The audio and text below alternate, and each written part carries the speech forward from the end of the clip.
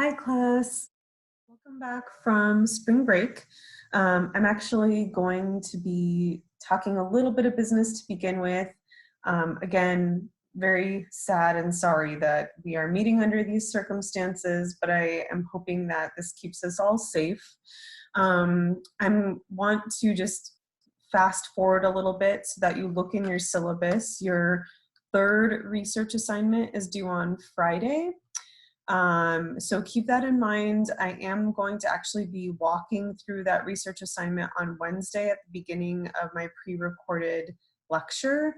In case you have any questions, you can also ask me during my virtual office hours tomorrow. Those are from 12 to 1:30 p.m. and I will be sending out a link in the announcements on Canvas for those virtual office hours. But keep in mind, I'm going to go over the nuts and bolts of that assignment at the beginning of your Wednesday pre-recorded lecture, okay? All right, let's dive in. So we left off talking about, or beginning to think about our discussion of common eating disorders. And I had mentioned that this is a very sensitive topic, that I tend to give you guys a forewarning or a trigger that I'm going to be talking about a sensitive topic. Obviously, eating disorders are very, very common in the United States, and they range. Obviously, they have to do with the habits we have related to food. But just keep in mind that I'm going to be talking about some sensitive content here as I wrap up this chapter, chapter 8, and then we will be diving into chapter 10 or the beginning of chapter 10 near the end of this lecture. So some common eating disorders, the first being perhaps the most common within the United States is being obese. So this is beyond being overweight. This is when you weigh 20% or more than what is appropriate given your height. So all of this is going to be based on your body mass index, which I will refer to as BMI. This is the commonly used scale for determining proper weight.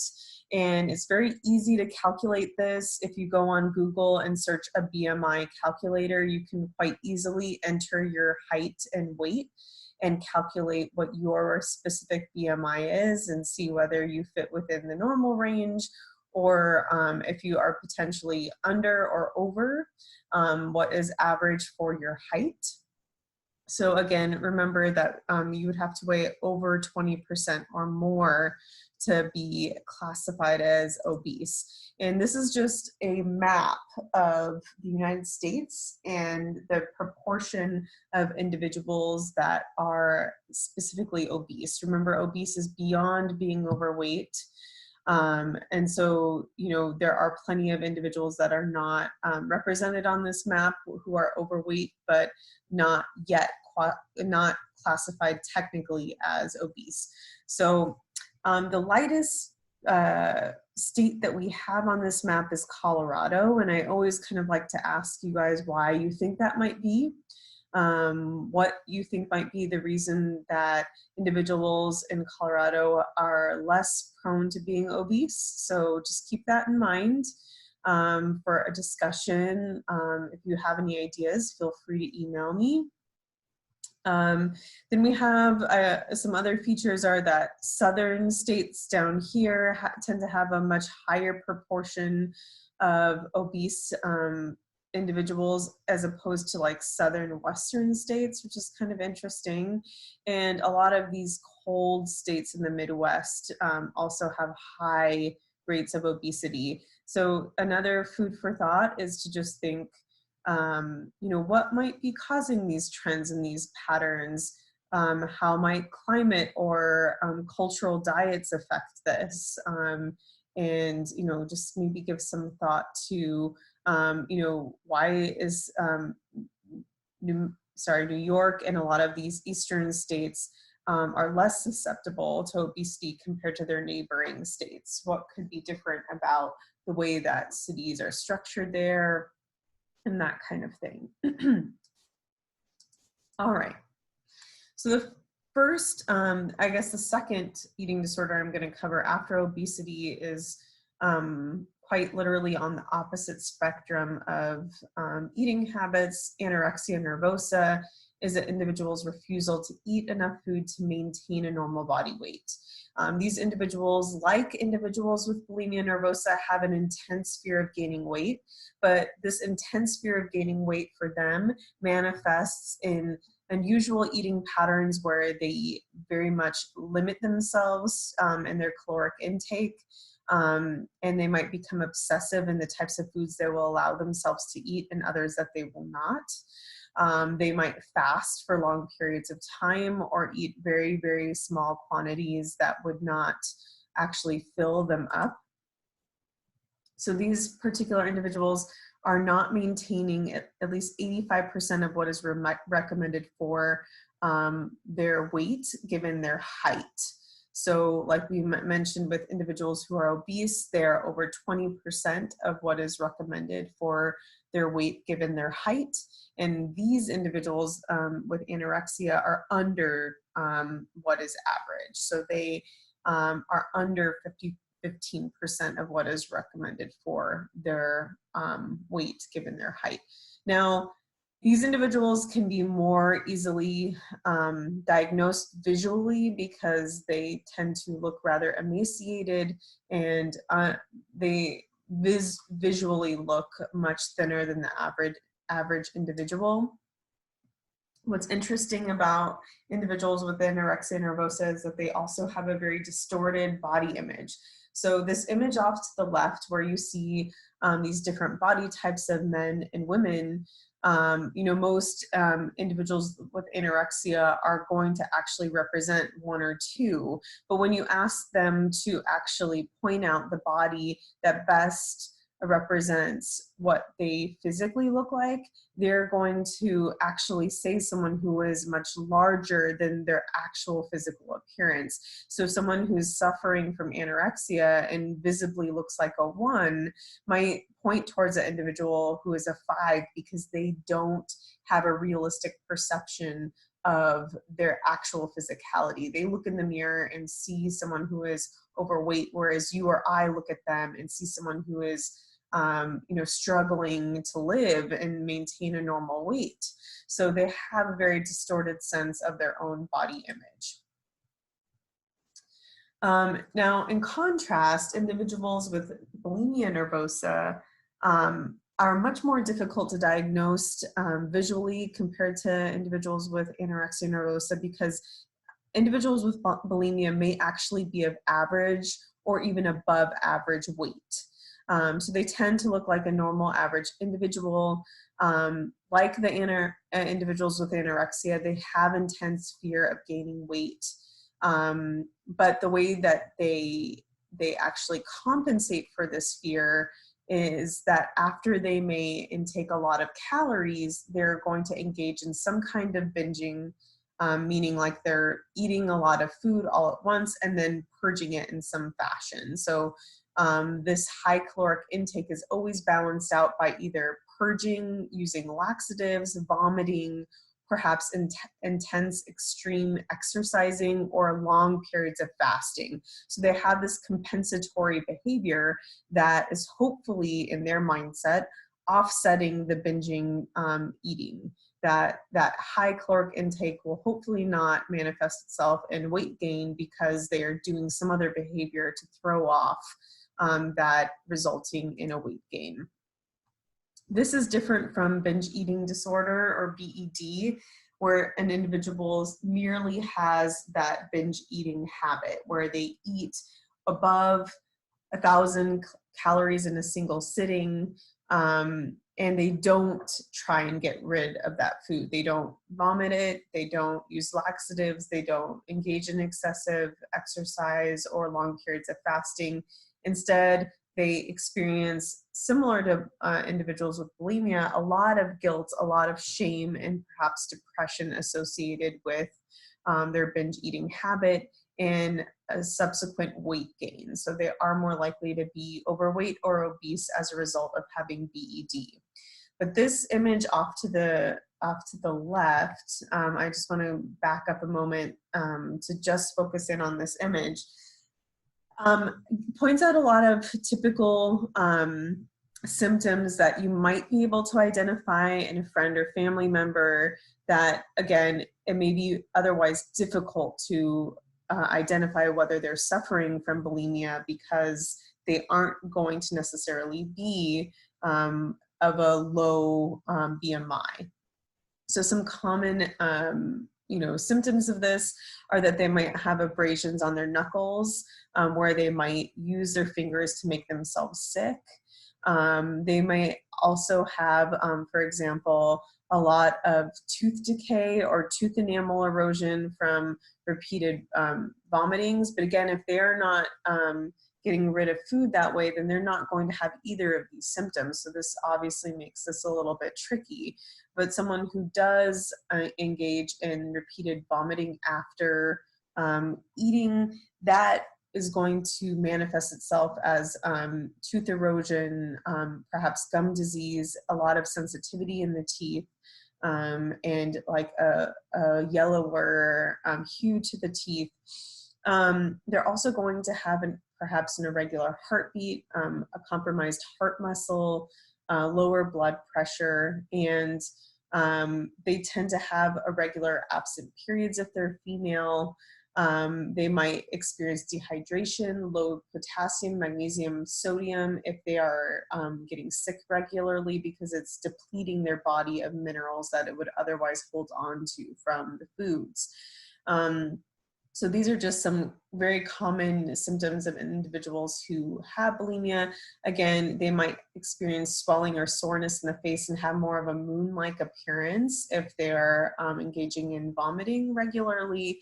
But overall, like, again, some of these may not apply to someone who's exercising excessively as a result of binge eating, or if they're fasting or using laxatives, they're not going to have some of these other symptoms that are more associated with vomiting after binge eating.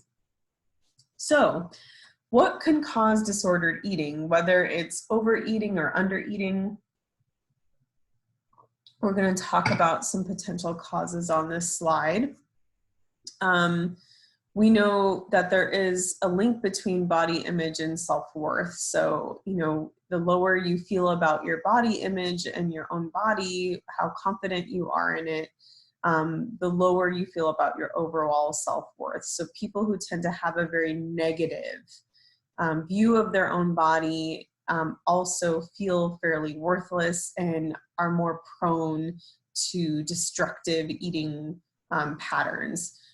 Individuals who engage in a lot of overvaluation, like measuring themselves constantly, either by weighing or actually using a tape measure, this can affect their self-image and how they view their body.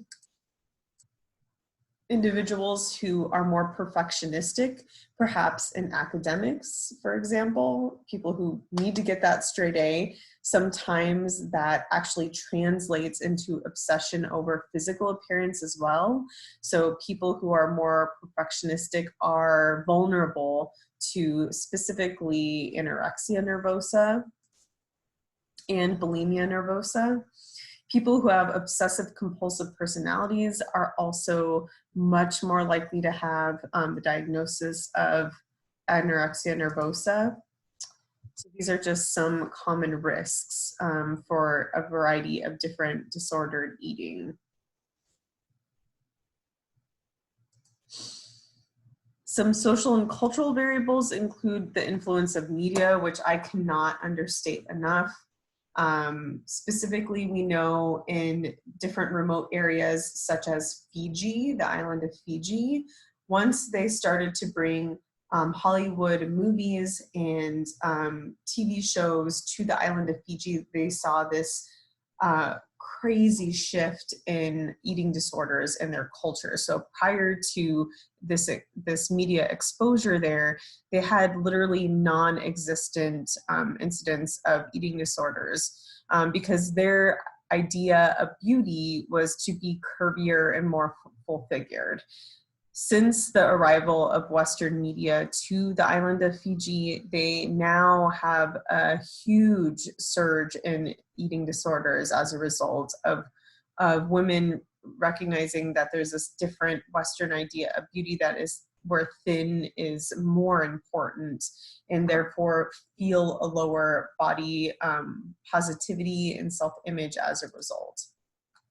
With women, the Barbie effect is this unrealistic images that we're exposed to, be it through magazines, on social media, or online, that we are expected to be unrealistically thin for our height. And so even the example of Barbie, which little girls play with as young as 3, gives little girls this idea that they're supposed to have these very unrealistic measurements. Like, we know that if you actually had a woman with the same physical measurements as Barbie, she wouldn't even be able to stand upright. And yet we are delivered these images and ideals from a very young age that create this body dissatisfaction, lower self-esteem among women, and the Barbie effect that can make women more vulnerable to eating disorders. For men, it's almost, I wouldn't say the opposite, but there's a very different idea that's upheld among men that creates muscle dysmorphia. So this is a disorder in which a person can become obsessed with working out, believing that they're not ever muscular enough. And so they might work out twice a day for 2 hours each time, or even 3 hours a day. They're working out extensively to try and reach this ideal of masculinity and beauty that is projected to men through examples of like Vin Diesel and various unrealistically muscular actors that are given special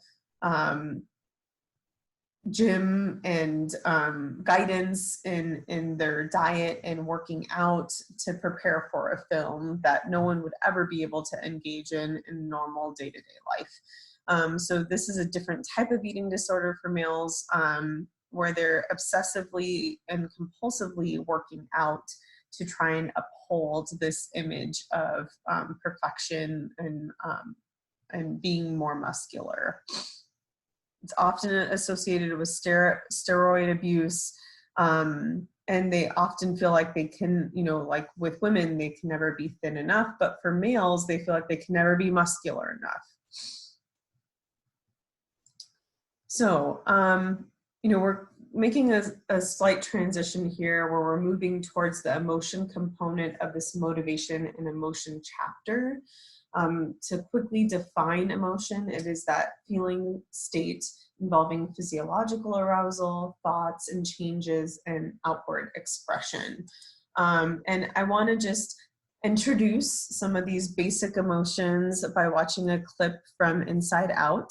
I haven't yet used a clip on Zoom, so bear with me as I try and get this clip to appear in the same screen. Hang tight.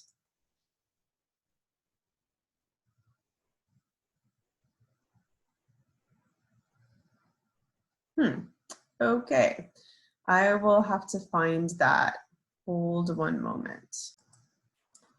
All right, class, I found the clip.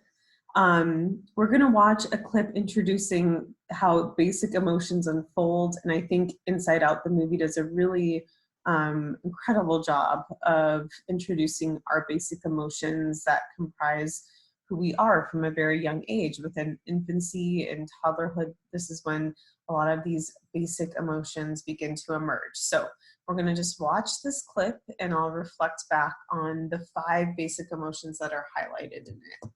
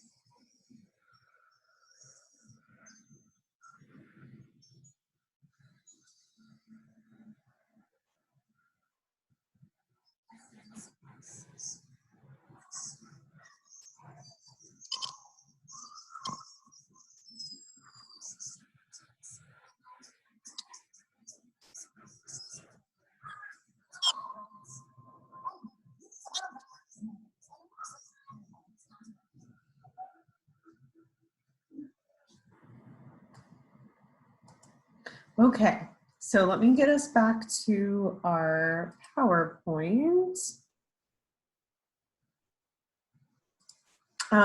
So, the 5 emotions that they're pointing out there, again, the beginning being joy or happiness is the primary emotion that they highlighted there.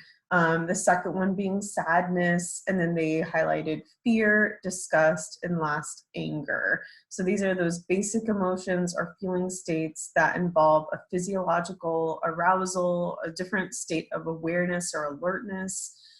They affect how we think about our experience and various changes in our outward expression, which were very evident in Riley, the main character in Inside Out. As when she was experiencing sadness, she was crying, yelling, screaming, versus if she was experiencing anger, she might refuse to do something or become more aggressive. And happiness, of course, resulted in her laughing or smiling and being more engaging with her parents. So these are those basic emotions. We're going to talk about a couple of different early theories of emotion. So we have the 2-factor theory that argues that both that physiological arousal and a cognitive label are needed before an emotion is registered.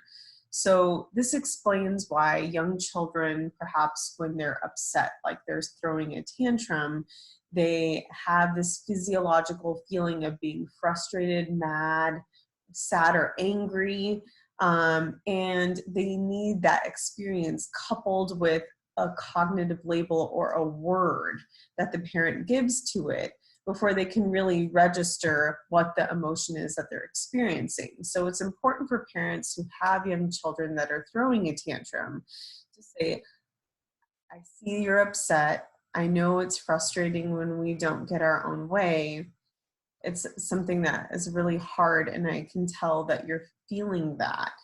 Providing that label helps a child register what the sensation is that they're feeling. So it's important for both of those things to be coupled together before an emotion is actually understood and registered by the individual, which is why providing that vocabulary for young children is really critical in understanding their own emotions. Now, one component of this 2-factor theory is the excitation transfer theory, which is the theory that arousal from one stimulus can be transferred to another. So this is a very old example, but I think it fits really, really well with this excitation transfer theory. So the story of Christy Brinkley, who was the former wife of Billy Joel. She was in a helicopter accident that she luckily survived with a gentleman, and obviously a very terrifying experience to go through a helicopter crash and almost die. And then, fend for yourself with this individual that she survived with. And that arousal that you experience, the adrenaline rush, the fear that you have in that moment of potentially dying, in this case, transferred to her heightened emotional arousal and romantic feelings for this individual that she survived with.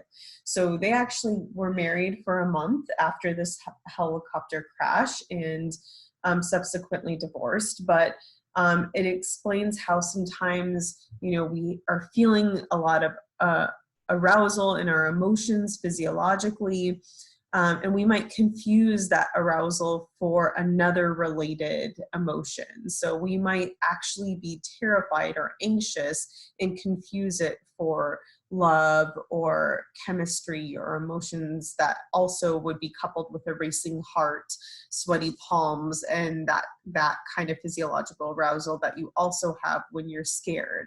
So this is that concept of excitation transfer theory that suggests that we don't always know how to cognitively label the physiological arousal that we're feeling or undergoing. And we might confuse inappropriate labels depending on our interpretation of the situation. Okay, so what's happening in our brain when we're experiencing emotion? Well, the limbic system is the part of the brain that is most responsible for processing emotion, and specifically the amygdala. So the amygdala, this kind of almond-shaped part of the brain, there's two of them, one on the right and left side of the hemisphere. Amygdala is Greek for almond, so we know that's about the size of our amygdala. And it's specifically good for processing fear or aggressive feelings. So especially involved in emotions relating to our survival. Fear and anger are, again, going to be largely processed within that amygdala. Feelings of pleasure derived from eating and sex, that's all, again, going to come back to the hypothalamus that we've talked about much earlier in this chapter. Remember that damage to the hypothalamus can actually affect whether we feel full or we don't ever feel full, or if we ever feel hungry, and those kinds of things. So that is going to be really critical in the pleasure we derive from food and also sex. But amygdala, that critical piece of the limbic system, tastes all this incoming stimuli. It takes in just enough to be able to react if we feel like we're in danger or there's a threat. So imagine you're sitting on an airplane and all of a sudden there's a lot of turbulence, and it's really your amygdala that is activated to sense, am I in danger? Should I do something to react to keep myself safe? Is there anything I can do? It also passes information to the cortex where potential threat is considered, right? So you start to feel all of this turbulence, you wonder whether your life is in danger, and it passes that information along to your prefrontal cortex, your PSY, or your frontal lobe, where you can make a judgment. Should I start to meditate, or do I need to start freaking out and getting up and trying to get towards an exit? What is going to be my potential response in this situation? But regardless of the experience we have, we all appraise situations differently, right? So like you might be freaking out on the plane because there's some turbulence, whereas the person next to you may appraise that situation very differently. Oh, just a couple bumps. I've flown many times. This is nothing to be worried about, right? So we could go through the same exact experience and have a very different cognitive appraisal of what is happening in that situation. So our conscious recognition of an emotion occurs in our cortex, or that outer cerebral cortex, that outer area comprised of sulci and gyri of the brain. Cognitive appraisal is a personal interpretation of the situation, right? We're all having very different cognitive appraisals of the coronavirus currently. Some of us are, we're all experiencing the same thing, the same type levels of alerts, but some of us are a lot more cautious in actually practicing social distancing. Others of us are like, this illness is not going to kill me. Why should I limit what I'm doing? And so we appraise our situations so differently, even though we're experiencing the same exact situation. So this accounts for our ability to have different emotional reactions to the same event. Some people feel disappointed, other people are excited, some people are scared. All of these are different emotional reactions to this same exact situation. So it does suggest that we can cognitively appraise situations quite differently, even the same specific situation. Being able to reappraise a situation is a tool that is used specifically in therapy to help people who have specifically depression or anxiety to reframe, reinterpret their situation. So individuals who are experiencing depression, they always see their situation in a very negative way. And therapists work hard to try and reframe, help them reappraise what's happening in their lives so that they can have a more positive outlook on their life. So let's give the example of an exam, getting a bad grade on an exam. Now, someone who is of a more depressed mindset might say, I'm not smart, I'm not talented enough. Their initial cognitive appraisal might be very negative. And so they might feel like maybe I'm supposed to quit at school. Maybe I'm, maybe I'm never going to be, a lawyer, or whatever it is that they're trying to become.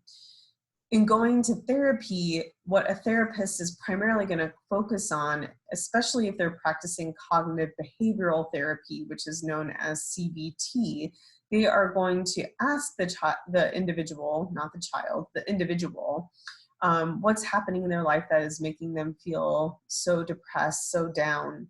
And then they're going to maybe reframe, reappraise that situation. Well, maybe this is a new opportunity for you to learn how to study in a different way. Maybe all you need to do is seek out your professor so that you can get different tools that will help you be successful. This is just a momentary stumbling block. By reframing the situation, they can have a much more positive cognitive reappraisal of the situation that will enable them to overcome fears and obstacles that are creating these mood-related problems for that person.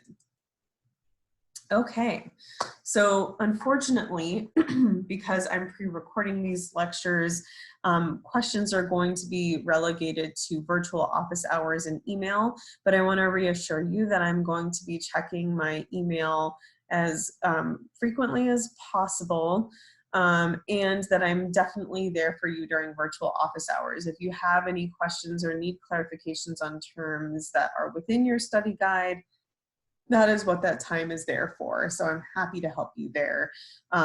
Before, I'm going to transition into chapter 10, which is on personality.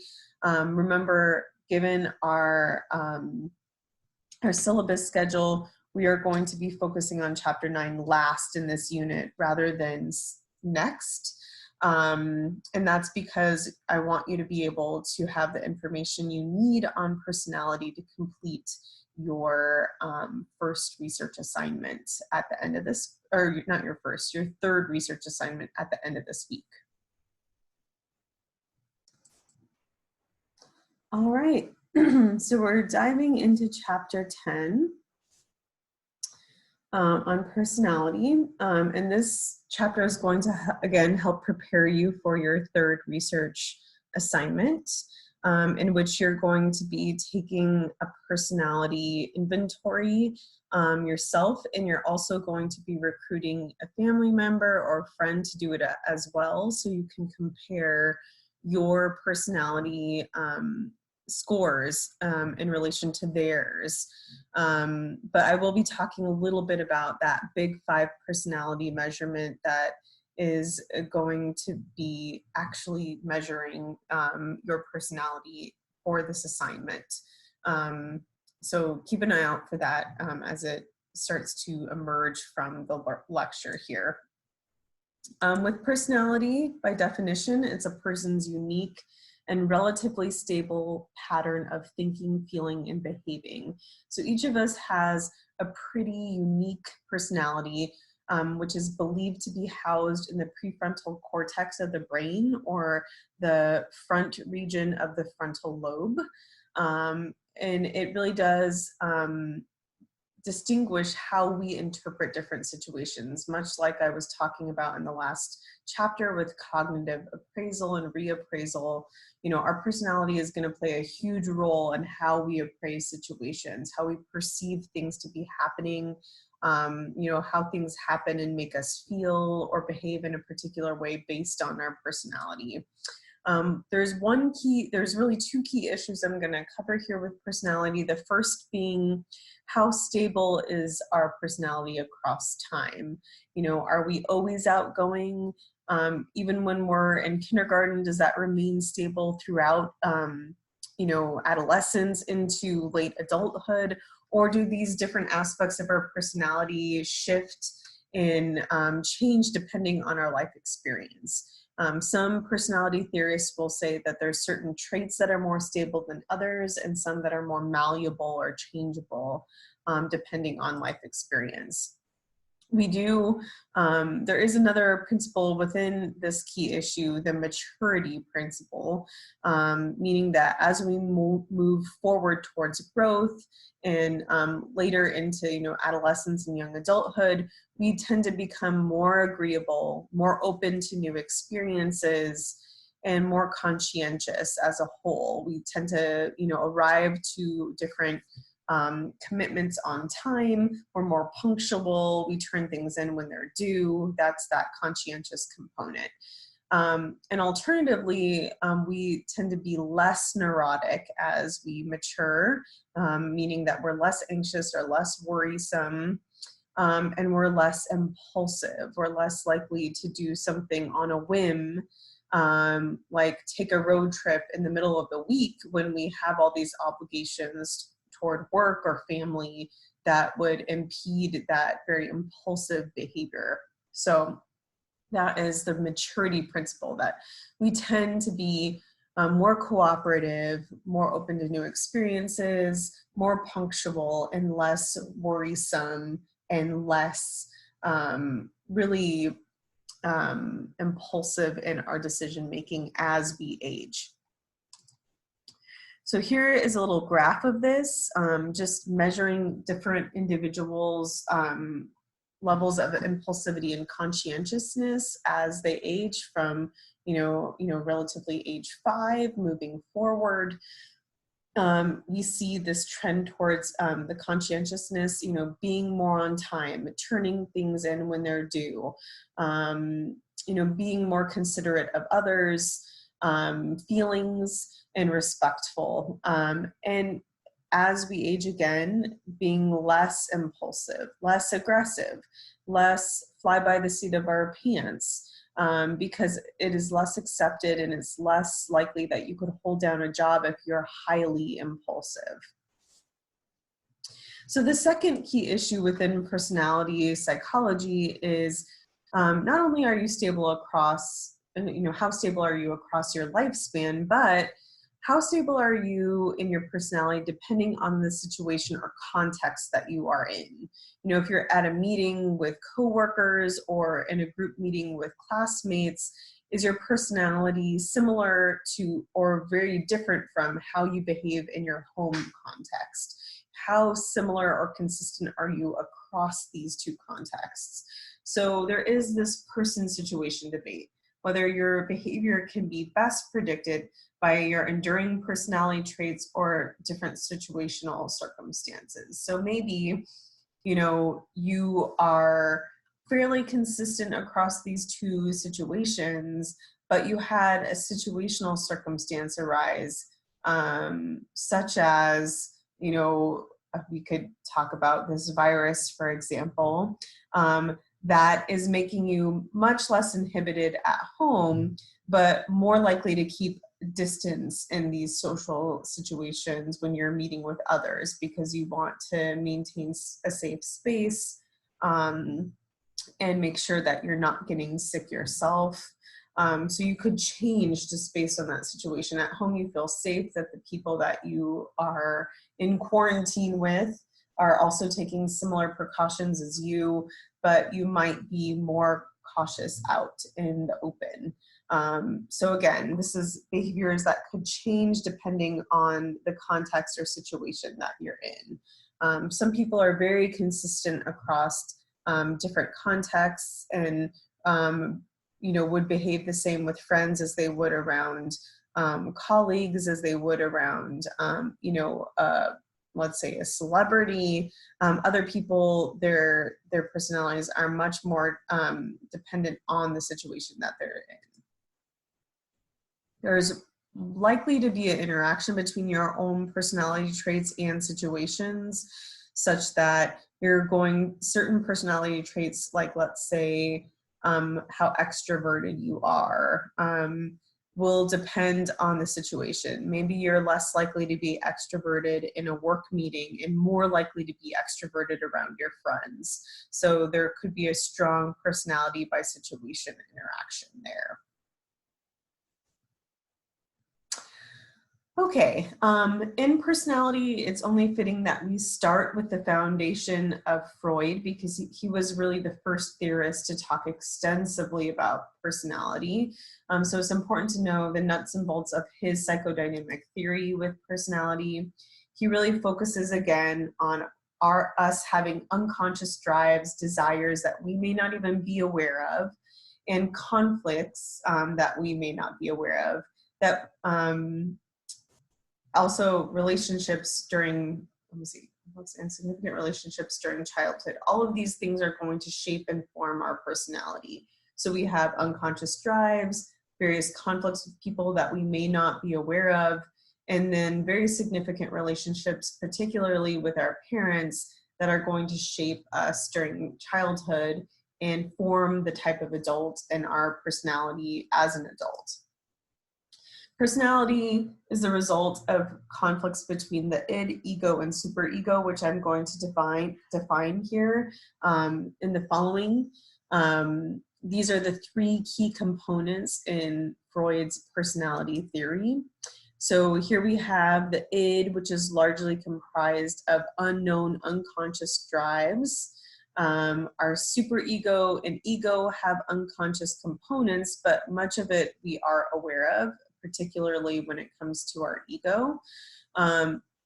All of these three have unconscious components, but the most unconscious part of our personality, according to Freud, is the id, the one that we're least aware of, what our desires, fantasies, fears, all of that is a good large component of the id.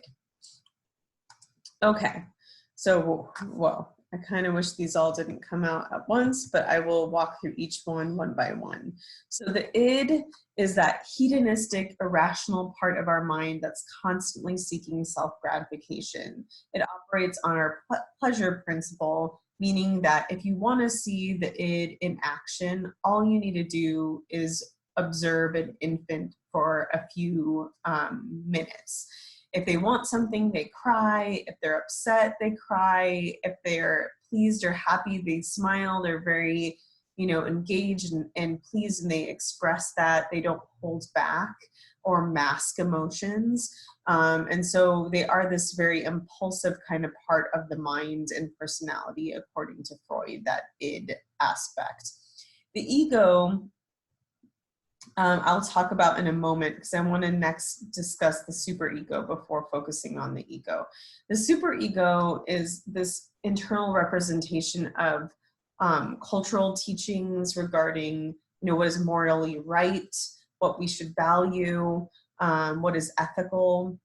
And so it acts as a kind of an internal compass. I like to think of the superego as the angel on your shoulder, and the id is kind of that devil on your shoulder. And they're constantly in conflict with one another, the superego, that angel, and the id, that devil that is on your shoulder.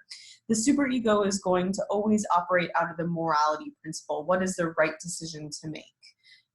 So people who have a really strong superego are always influenced by what is morally right, and they're going to pursue actions toward that align with societal morals. So what would be expected of me? What is the right decision to make? For example, when it comes to pursuing a career, what do my parents expect of me? What kind of career would they like me to pursue? Okay, the superego, someone who has a strong superego is going to seek out to please society and to align themselves with good morals. Whereas someone who's more id-driven is going to do what they want to do regardless of what is expected from them socially. The ego develops to juggle the demands between the id and the superego, or what is expected of individuals in the real world. So that's really you. You have that id, that devil on your shoulder, and the superego, that angel on your shoulder. And the ego has to listen to both of them, fight with one another, and decide how they're going to please both of them. So they operate on this reality principle. And I'll give you an example real quick here.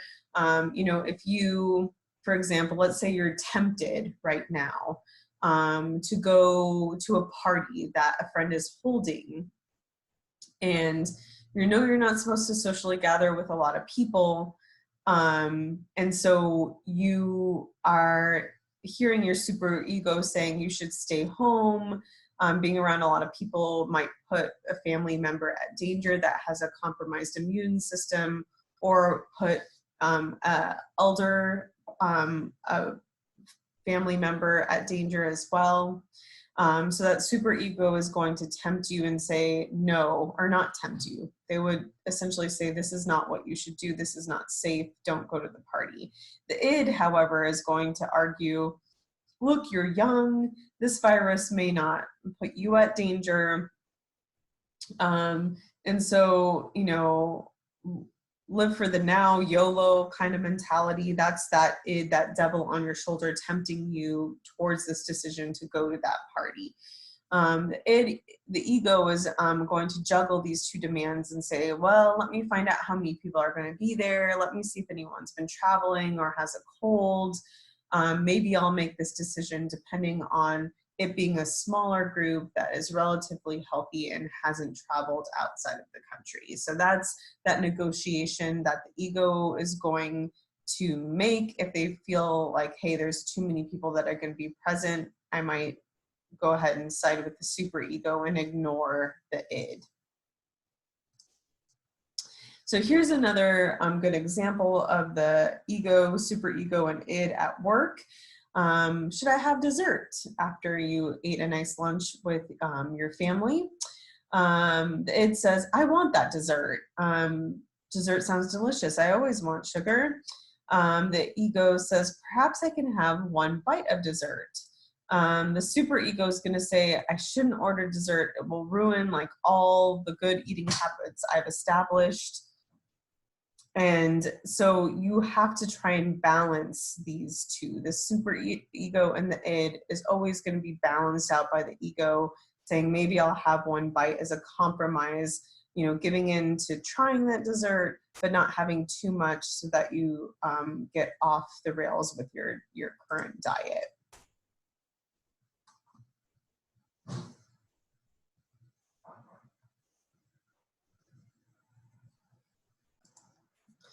So in comes ego defense mechanisms, because the tension created between the ego and the superego, or I'm sorry, the tension created between the id and the superego puts a lot of pressure on the ego, and the ego may very reflexively respond in fairly predictable ways, depending on the types of defense mechanisms that it creates to cope with this tension between the id and the superego.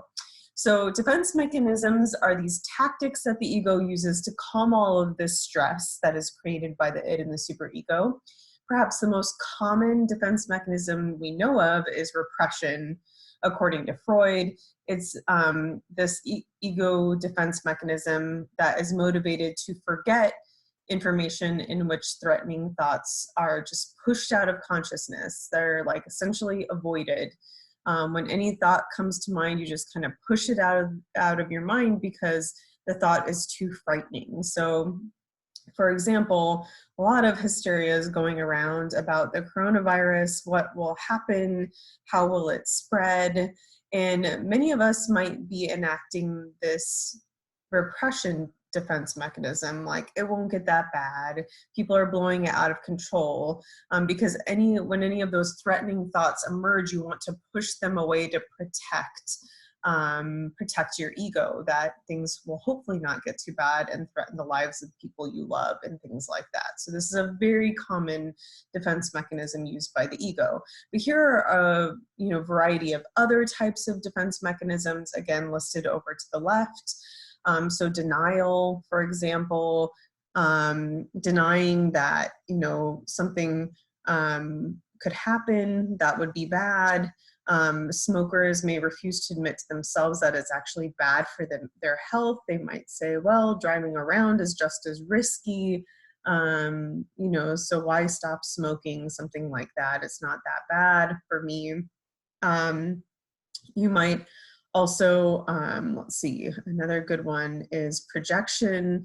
This involves individuals attributing their own unacceptable thoughts, feelings, and motives to somebody else. Like you might hate someone, but your superego tells you that such hatred is unacceptable, so you can solve the problem by believing that they hate you. Projecting those feelings you have towards that person from their perspective. So, projecting those emotions is another very common ego defense mechanism. I really enjoy this little image because I think it's a funny explanation of a couple of 4 common ego defense mechanisms. So when somebody is hungover, denial would be, I'm not hungover. So not even acknowledging that it is the case. Projection would be towards someone else, you're hungover, not me. That's projection.